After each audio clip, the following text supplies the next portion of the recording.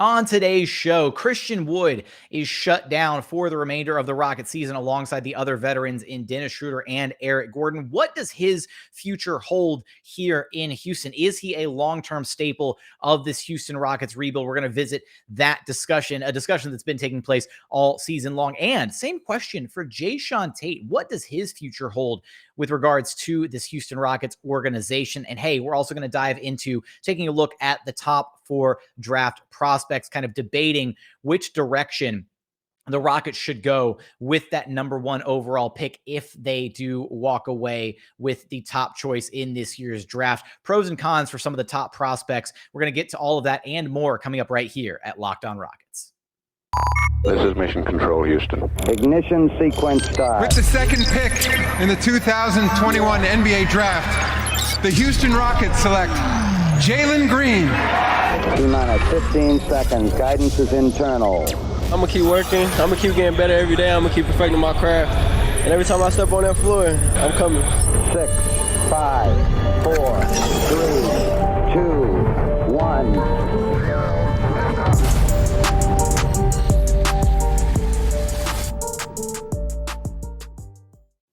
What's up, and welcome to another episode of Locked On Rockets, your daily podcast home for everything Houston Rockets basketball. As always, I'm your host, Jackson Gatlin, native Houstonian, and also host of Locked On NBA Mondays. Be sure to follow along on Twitter at JT Gatlin, and the show, of course, at Locked On Rockets. As always, thank you so much for making Locked On Rockets your first listen each and every day. Joining us now is a Clutch Fans himself, Dave Hardisty. You can follow him on Twitter at Clutch Fans. You can go to the I can't say infamous blog, famous blog, infamous. Infamous has a negative connotation to it, doesn't it? Either way, I appreciate either one. I'm not saying we're worthy of it, but I do appreciate that. Well, if you haven't checked out clutchfans.net, you've got to check it out. It is the go-to place for the most diehard Rockets fans. I remember browsing Clutch Fans when I was but a wee lad, and now I'm all grown up. But happy to have you on the program, Dave. Thanks for having me. There's a ton going on with this Rockets team. Even though they're, one of the worst teams in the association, it seems like every other day there's, fighting, bickering over wins and losses and who's going to be here, who's not going to be here, all this stuff. And I think one of the most interesting names at the core of all these arguments is Christian Wood. He's been a bit of a polarizing figure amongst Rockets fans all season long, right? You look at what he's able to do on his best day, right? And the talent is undeniable. Like Christian Wood has the potential to be, at his best, a two-way force in this league, legitimately. But there are concerns about what his true long-term fit looks like with this Rockets team. Now, as of late, we've seen Steven Silas toying around with lineups, having him out there a bit more alongside Alperen Şengün a bit. Has your opinion changed as of late? As far as, or just where is your current, mindset towards his future longevity with this Rockets team, whether or not he can be a long-term piece of this Rockets rebuild? Yeah, that's a great question, because I think we're all kind of wondering, this was sort of Stone's first acquisition with the team. How long is he going to continue to try to, make this foundation piece for the Rockets? I thought, and I don't want to draw too many conclusions out of it, but I did think it was a little bit telling that he is sitting out for the rest of the season and Jae'Sean Tate's still playing. They're the same age. They each have 1 year, for sure left on their contract. Again, I don't want to jump to any conclusions off of that, but I thought it was a little bit more indicative of maybe where they go in the future. I think a lot of it is going to depend on what kind of offers they get. I have changed my opinion over the course of the season. I just feel like, defensively, you need something different, especially when I think his skill set is best used as a 4 or a 5. Matter of fact, Steven Silas has always said in the past that he's, his best advantage is at the 5, where he can stretch the floor and offensively. I think they've always looked at Christian Wood the way they look at all other prospects. They feel like, yeah, they can get somebody who's maybe not as good offensively, but a little bit better defensively and can maybe contribute to more wins. But they're looking for high upside potential stars, and they feel like he has some really special offensive gifts. But at some point, you have to just look at where you're going with the team. I think Jalen Green has sort of taken the reins a little bit here. KPJ's played well. Is he the right fit around that? And I think if you can get something that's more of a future asset for Christian Wood, personally, if it was me, I would do that. I know we're going to get into some of the draft talk and speculation on the top prospects here in segment 3, but I do wonder, and I'm very intrigued by the possibility, at least, of my biggest dilemma with Christian Wood has been not necessarily the offense, because at his best, he is an extremely talented offensive player. And when he is looking to utilize his gravity offensively to create for others, he looks, like a very dynamic player on that end of the floor. And then defensively, the issues that are largely, his defensive deficiencies have been when you match him up against other bigger fives, right? So he has the offensive advantage on one end, absolutely, but then you're giving up a lot on the defensive end. And so I've been somewhat intrigued, Dave, by the possibility of, can you have Christian Wood play at the 4, or even defensively, maybe guarding some wings, some threes, on that end of the floor, if it means having like an Alperen Sengun out there next to him as the 5 who can deal with the grunt work, so to speak, of dealing with some of the bigger bodies, the Steven Adams, the Jonas Valanciunas of the world. Embiid, Jokic, all these big-bodied centers who, let's frankly, sometimes they ragdoll Christian Wood around on that end of the floor. Yeah. So does that idea intrigue you at all, as far as, or does that change the, your mindset as far as his possible fit, if the Rockets think that's something that they can do to kind of alleviate the defensive issues that he's faced? Yeah, well said. That's a great question as well. And the short answer is no, in my opinion, simply because I think if you're going to go for a 3, you should get a guy who's probably best fitting that skill set. I think they've kind of brought him on here thinking he was going to be a big, and yeah, you could still run those kind of lineups. And you're right, he's going to be better on the perimeter defending than he is anywhere in the paint. Rim protection, that's not his thing. And as you mentioned as well, not banging with the centers down low, and he can get pushed around a little bit there. I just feel like at that point, you're better off with a wing who's a little quicker, more, their strength is defense, their strength is 3-point shooting. And Christian Wood has been very good 3-point shooting lately. But at that point, I feel like you're better off, out of the draft, an AJ Griffin or a Tari Eason or somebody who's a little bit more of a true 3-4. But it isn't the worst idea. If 2 other positions in the draft or in trade opportunities come up, it is something that you can roll with. I just feel like at this point, there's 1 year left on his deal. To best maximize that, I think they need to trade him. But, again, if the offers aren't good enough, we're going to go another year with Christian Wood, see how it goes.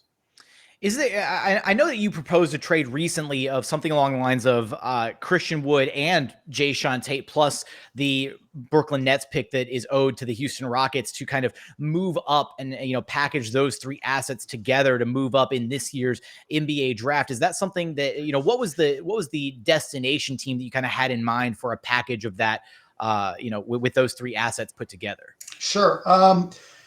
Well, the main one is Portland, simply because, and again, it's pure speculation, but it's just that they are going to be shifting directions. We're seeing them tank out of their minds right now, but they're hoping to add, if they can, a top 4 pick, and they have another pick as well, possibly from the Pelicans. So they're going to have 2 lottery picks. They're trying to build around Damian Lillard, and are they willing to seek sort of win now pieces, if you will?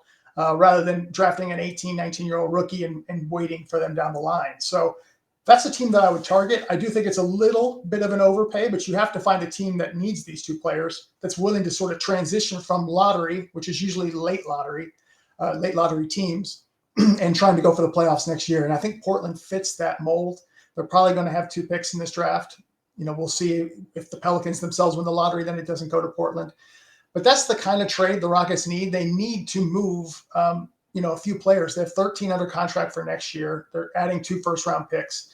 They've got to move out a few guys and try to, if they can, cash in 2 or 3 guys for just 1 or 2 higher-level talents. I think that would be a very smart move for the Rockets. That's the kind of trade that I would target at this draft day.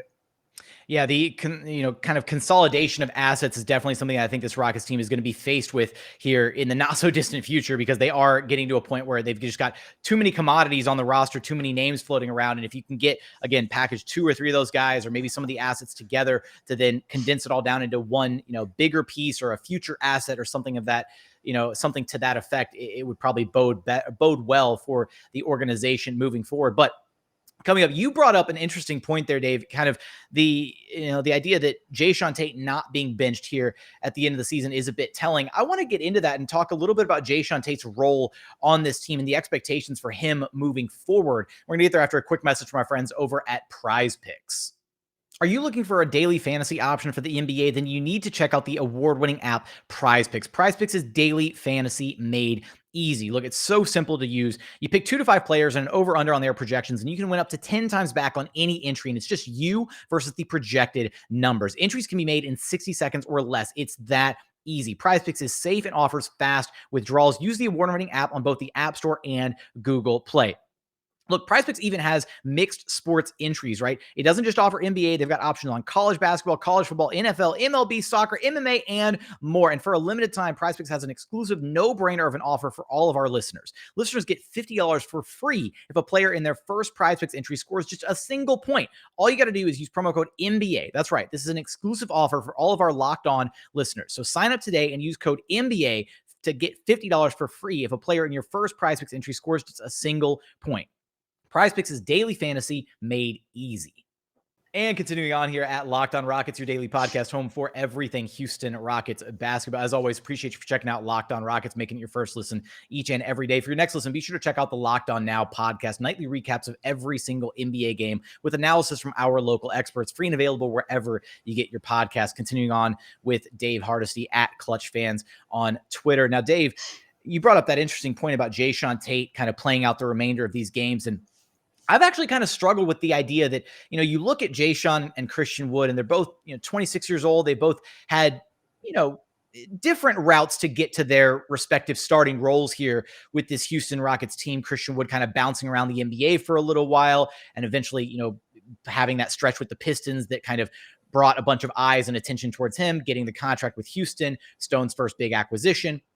And then Jae'Sean Tate bouncing around overseas, kind of putting in the PJ Tucker style of work, right? The Patrick Beverly route, like putting in the work overseas, making a name for himself, and then drawing the eyes of the Rockets organization and then getting a chance here with the team. And I don't know if necessarily, I've been torn on whether or not Jae'Sean Tate is a part of the Rockets' like legitimate future in kind of in the same vein as Christian Wood, because I do think that there's so many things that he brings to the table to this team. But I also think that this season's been a little bit different for him, where last year, I remember being so excited about his, we drew a lot of comparisons to like Draymond Green, right? Was the name that everybody wanted to float when looking for a comp for him because of his playmaking ability, his defense, all the things that he did offensively. And then there's also a bit, unfortunately, the lack of shooting, which also helps the comps. But this year, it feels like he's taken a bit of a step back as far as a playmaker. And it's felt like, especially maybe the latter half of the season, he's been a bit more, I don't want to say tunnel vision, but just focused on getting his when he's on the floor. And that's been a bit, I don't want to say it's left a sour taste in my mouth, but it's kind of, he's gotten away from the playmaking version of himself that I thought made him such a unique player to begin with. Yeah, that's actually a great point. I've been, I guess, a little bit frustrated, not with Tate specifically, but just how many times in games you look up and KPJ, Wood, and Tate have maybe 2 or 3 field goal attempts more than Jalen Green. And so, my view on Jae'Sean Tate is he's a fine player, a solid role player. And, he has reason to be proud. The Rockets have reason to be proud. But I feel like the Rockets are in a stage where they've, and they really only are going to be in this stage for another year or so, where they've got to get as much high level talent as possible. And yeah, I know they want to transition to winning ASAP as well with the pick debt that they have looming to OKC. But it's very tough to start committing and saying this guy's untouchable when they are a role player, because I feel like if you get 2 or 3 very high level players, those role players are going to come to your team. They're going to flock to your team over time. And so I just don't want this to see the team overvalue Jae'Sean Tate. But you know what? I don't want to belittle him either, because his effort and his energy and everything are fantastic. I do agree with you that he's not seen as playmaking as much. He's definitely, I think, more focused on shooting and scoring. I don't know if that's, because of any kind of contract situation coming up. I doubt it. I just think he's a very energetic and committed player. He wants to win. That's his whole thing. He's come from that mindset. He's not a 19-year-old kid that is, just getting a feel for the league. So that's my view on him. I just hope that they, if they get a good offer for Jae'Sean Tate, that they don't pass on it simply because they're thinking, oh, he could be a good role player around our guys. I think those role players over time are going to come. I think that's a really interesting point you bring up too, about the fact that, as you're building, right? Because this is what the Rockets organization is trying to do, right? Is they're trying to establish, the ground floor level of this rebuild and work their way up towards, not just, a flash in the pan success story, but long-term, success and building something, akin to hopefully a dynasty somewhere down the line. But they do have kind of,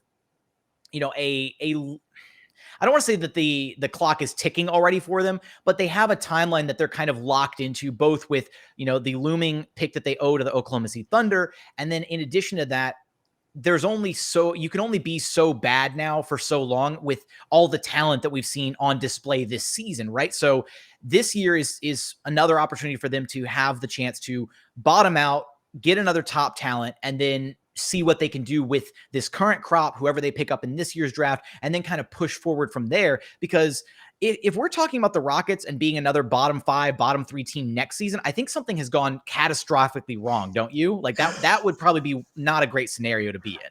I think bottom 3 would be a little bit like, okay, have Jalen Green, Alperen Şengün, have these guys, Christopher, Garuba, have they made any progress? I wouldn't panic if it was, they were a bottom 3 team again, but I do agree with you that that's going to be an indication that things didn't go as they hoped. I know for sure that the 2023-24 season, this team wants to be in the playoffs. Do they want to be in the playoffs next year? That's the question I think you have to wonder about ownership. Again, I've been thrilled with everything that ownership has done and given sort of that room to rebuild the way they have. But are they going to say, hey, you know what? Jalen's good, Şengün, KPJ, let's roll with this. Let's start adding some veterans, MLE, what have you, and trying to go for the play-in next season. I prefer that we're not looking to lose next year, but I prefer that they go with their core guys, add some vets that can come in off the bench, but focus on your core guys being the meat of your team. I think another year of that, and they're going to be really well positioned with the cap space, the draft picks, and just the trade possibilities that they'll have in the 2023 offseason. If they take that approach to next year, I think their goal is going to get hit, that they will be a playoff team in 23-24. And kind of back to the Jae'Sean Tate front, kind of along these same lines, I do think that it's really interesting when you have an organization that goes through kind of a transformational period, as this Rockets organization has done over this last, couple seasons now, departing from the James Harden era and everything. And I feel like fans, at their core have, they want to latch onto something, right? They want to latch onto a feel-good story or a player that they can cheer for. And Jae'Sean Tate gives you like that exact type of player that is so fun to cheer for, that is, an exciting, player who's playing at a high level of intensity, all of that. And I remember receiving a little bit of pushback like earlier this season, like before the trade deadline, floating the idea of, would you include Jae'Sean Tate in a trade? And I know it was so much like, no, he's got to stay a Rocket for like all this. And I was like, I know my heart is telling me no, but my mind is telling me like, kind of the inverse of the old like idiom or metaphor, or whatever that phrase is. Yeah. And it's tough, right? Because you develop an attachment to these players and you really do want to see them flourish and succeed. But then you do try to take a step back and maybe look at things at that 10,000 foot view. And you think, well, like he'd be a fine role player, right? If the Rockets were at the place where they're ready to compete right now, but they're just not quite there yet. And if it means, getting that next big fish, if it means getting that next big asset to put them in a better position, then you probably have to be willing to move on from him. Yeah. And you're right. And that's also another big question is, the Rockets have been trying to sort of correct, if you will. I don't know if it necessarily needed correction, but they had a reputation, fair or unfair, of being asset managers, right? Daryl Morey was the asset guy, treating players like assets. I didn't necessarily agree with that, but that was sort of the view that people had. Have they overcorrected? And are they placing too much loyalty in some of the guys that they have? Because my personal belief is that maybe a handful of guys, 4 guys, I would say at most, are going to be on this team when they're making the playoffs. They do have a lot of young guys, maybe 5, but that's a lot. And I think they're going to have to make some changes. So if a higher draft pick is available or a prospect that they like better, I know Daryl would pull the trigger. I'm hoping that they have that same type of approach and thinking we need to get now, before these guys come up in 2-3 years of needing massive extensions. We need to get as much young talent and pieces as possible around them and then make those decisions. They're going to either be tradable assets or they're going to be players that blossom. So I felt for a while that Jae'Sean Tate is the litmus test of what the Rockets are willing to do, because he is a guy that Rafael Stone discovered or found. He's sort of his hidden gem. Is he willing to make a tough decision if it comes to it? Or is it, hey, Jae'Sean loves us, we love him, we're not looking at even moving him, period. And I'm hoping it's more of the former, because I think they need to be on the lookout for higher level talent. And even if they don't decide to go the route of moving him necessarily, if they possibly move him into a bench role, which is, that's a tough conversation to have after being a starter for, the better part of, 2 years now. But if that were the case, I would be, at this point, Dave, I would be shocked if he was a starter in some capacity for this Rockets team next season, just because they've got the looming draft pick, with so many, guys who fit the mold of coming into one of those 2 forward spots as well. And also the fact that KJ Martin, who, again, give credit to Rafael Stone, he's another one of, Stone's first guys, but KJ Martin has developed and come along very nicely, and to the point where I'd feel more comfortable with KJ Martin starting in place of Jae'Sean Tate. I know they're not going to make that switch in these final 6 games of the season, but that said, I think that KJ Martin has shown the improvement that is really needed out of that 3-4 spot, which is the shooting. That's the one area it's been the area of concern for Jae'Sean Tate. He does so many other things well on the basketball floor, but can he get to be a reliable 3-point shooter? And he just hasn't taken that next step in his game, unfortunately. And at 26 years old, how much more rope are you willing to give a guy to think, oh, well, he can develop it, right? He can still grow. He can do this, that, and the other thing. I forget who said it, but largely, right, an NBA player, a player is who they are by the time they're 20, 22, 23, give or take. Maybe that's a little bit of a different exception for a guy like Jae'Sean Tate or a guy like Christian Wood, who had to go the roundabout way to get to this point in their career. Yeah. But at the same time, I've kind of battled with that internal dilemma, as I've been trying to evaluate Jae'Sean's role with this team. It's a great point. I mean, I think you go into the draft and, before we felt pretty confident about a top 5 pick for sure, maybe it's 6, maybe it's 7, but the likeliest scenario is they're going to take a wing or a forward, 4, with that spot. And that's going to move things around. You've got 2 guys there in Tate and Martin that you're playing in that role. Christopher also is playing in some 3-guard lineups. One of those guys needs to get traded. I like KJ Martin a lot. I'd actually like to see him start as well. They've made a bunch of changes that I'm in full agreement with. I would like to see Martin start over Tate right now if they're truly going for this development approach. But, I just feel like they have to do something here, because they just have so many, roster spots filled up. And yeah, they're trying to trade Wall and Nwaba. I'm sure they're going to try to trade him. You've got Gordon and Wood, but I just feel like if they can take some of these 2 or 3 of these guys and get one better prospect, that's what you got to do, because you've got 2 guys you're grooming at the small forward position, and it's just neither one at this point has just completely grabbed the reins. KJ's been great, so I'm not knocking him. He's got more time to prove that, but Tate's got 1 more year left before I think he's got to have to start making at least full MLE type money.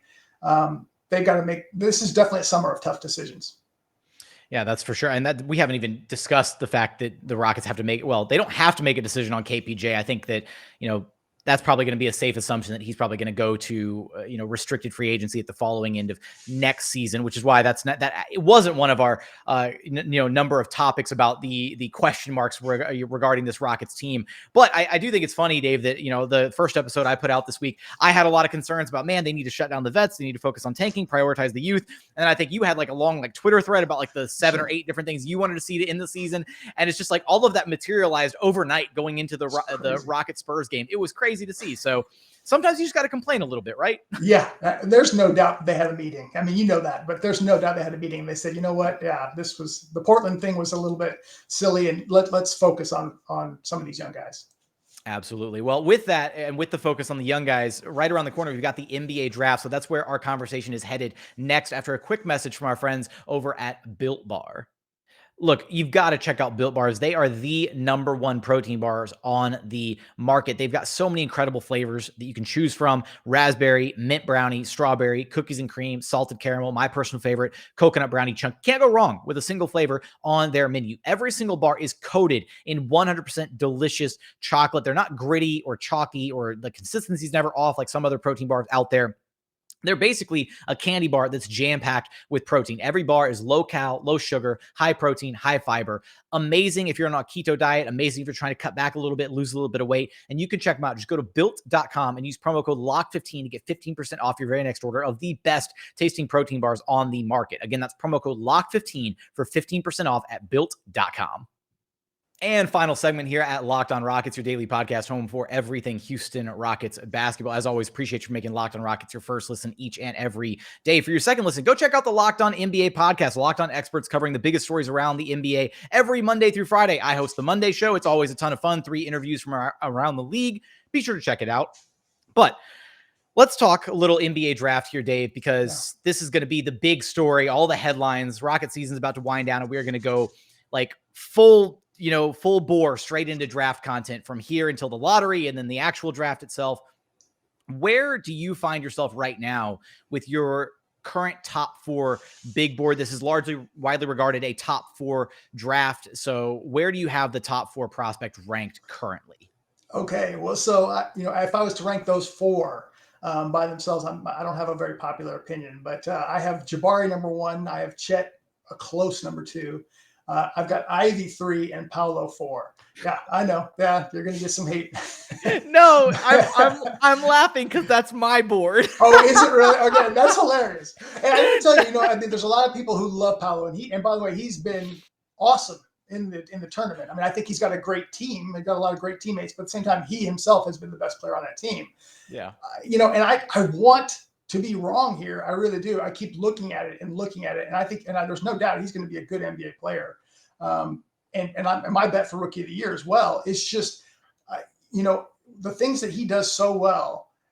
Is he going to be that good, superstar level good in the NBA? And what he does requires the ball to operate and to basically, run the system a little bit. I'm not saying he has to be the primary, but the strengths that he brings you are on offense and offensive gifts. And the Rockets have some guys who require shots. They just flat out. Şengün's a secondary playmaker that is a scorer.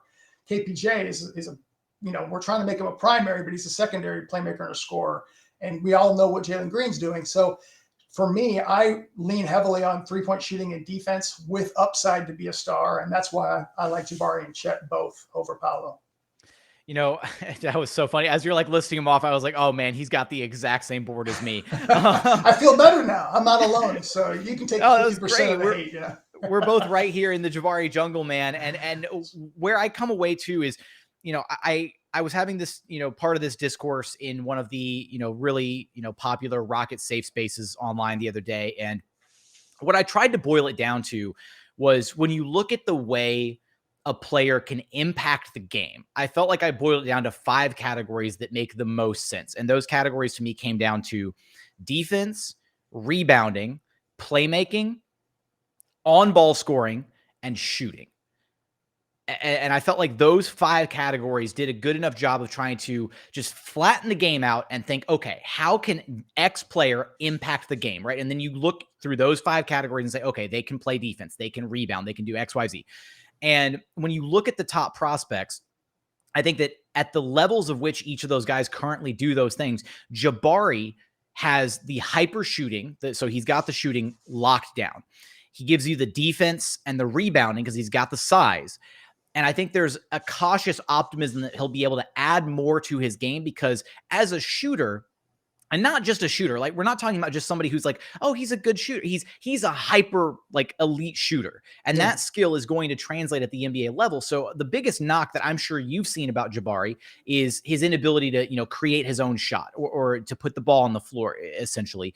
And I think that when you get to the NBA level and you're playing around other NBA level talent, the respect that he's going to have as a shooter is going to lend itself to him having opportunities to, attack off closeouts and things of that nature, even if he's never, going to be, saucing up guys the way that like Jalen Green and KPJ do. He doesn't need to have an incredibly like Kyrie Irving-esque handle to be effective. Yeah. And I think that he has the potential to grow into that role. And that's why I walk away thinking he's the guy at number 1. I look at his skill set, and this is the other argument that we see a lot, right? Is, best player available. And I think that when you look at him specifically, not even regardless of the fit with the current Rockets, you just look at how that skill set would translate to any team in the association. And he's going to have a home regardless of what this Rockets team looks like in 2 to 3 years. You'll be able to plug him and play him alongside anybody because defense and shooting and size is always in demand in the NBA. Yes, you just nailed it. It's a universal fit with Jabari.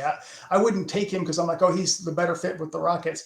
If Paolo was a legit superstar, primary playmaker that you could put not as high, but in that class of a LeBron or Luka, and again, I'm not saying that high, but even close to where you said this yourself, this guy could be the best player on a championship team, then I would justify taking him.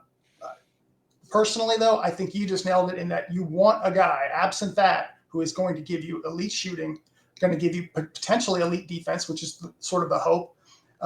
And if he had the handles, like Paolo has or some of the other guys have, I mean, this wouldn't even be a discussion. It would be Jabari is the pick. So I don't know if necessarily he's going to develop that, but I don't want to overcomp, what he is going to be in the pros, but I do look at a lot of Klay Thompson similarities simply because you're looking at a guy who's going to be able to play off of other playmakers, hit the knockdown shots off the ball, and give you good defense. That's what you want on any team. I've heard a lot of the Klay Thompson comp. I come back to like Chris Middleton-esque myself somewhat, and both of those guys, again, elite shooters who can be kind of, at times, sometimes the primary option, a really strong secondary option, that kind of thing. Obviously, Middleton does a lot of the closing duties for Giannis because of whatever. That's a topic for another day. We're not going to get into a Giannis like slam fest here on LOR, as much fun as that would be. But I think the other flip side of that argument, Dave, and this is where I do struggle a little bit, is, right, and this is where I struggle with my own philosophy towards the draft, is the draft, especially at the top, should be about hitting the biggest like home run possible, right? You want a potential franchise altering talent.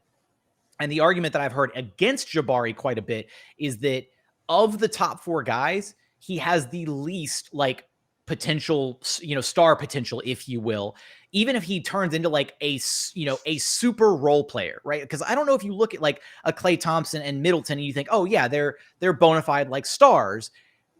I think that they are, but it's kind of like a weird dynamic where if you tell somebody, oh, you're going to get Chris Middleton with the number 1 overall pick, you're like, well, what? Like, because you want a LeBron with the number 1 overall, you want a James Harden with the number 1. You don't want a Chris Middleton, even though a Chris Middleton is a damn fine player. So yeah, I think when you look at the other guys, I will like concede that argument that the other guys might have a bit more like future star potential in them.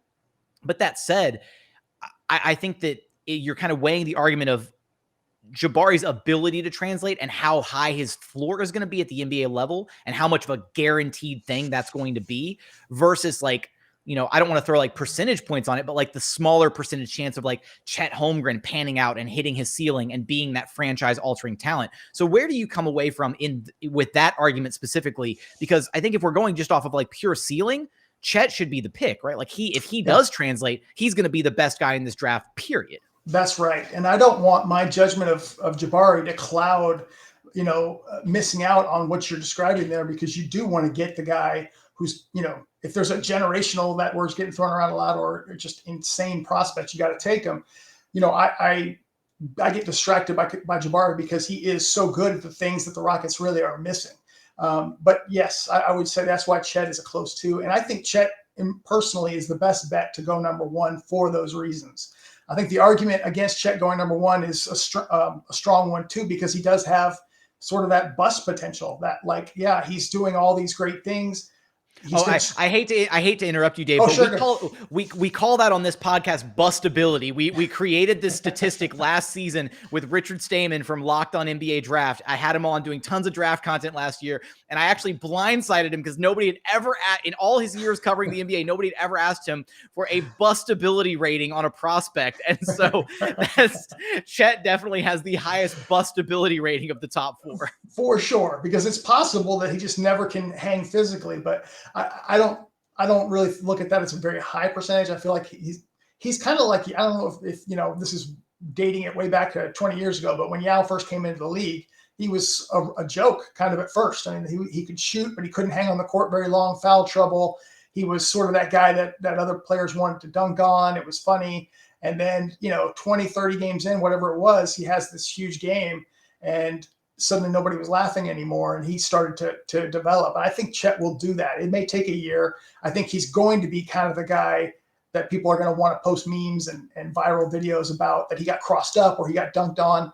But his ability to shoot at his height, his length, and his ability to protect the basket, I mean, those would fit in with the Rockets so nicely. What I would like to see from Chet, though, is that ability that Jabari has to just get it 15, 18 feet out with a guy right up on him and just shoot over him, which is what Jabari does. But I don't see that enough out of Chet. But how he gets his offense is really my only concern. Defensively, I think he's going to be really good in the league.